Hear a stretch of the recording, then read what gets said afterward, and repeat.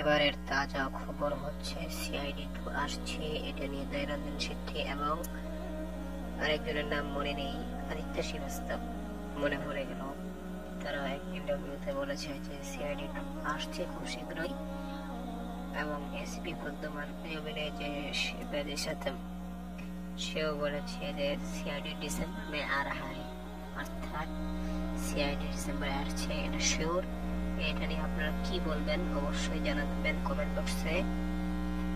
তবে আরেকটা নিউজ হলো সিআইডি 2-তে থাকছে আমাদের সকলের এসপি বর্ধমান অভিনয় যে করেছে শিবাজি সান্তামরার নামে, দৈনন্দিন সিদ্ধি, আদিত্য শ্রীবাস্তব এবং শ্রেয়া পঙ্কজ এরা থাকবে এবং ফ্রেডিতে থাকবে না, কারণ সে মারা গেছে। তো আজকের ভিডিও এই পর্যন্তই, ধন্যবাদ।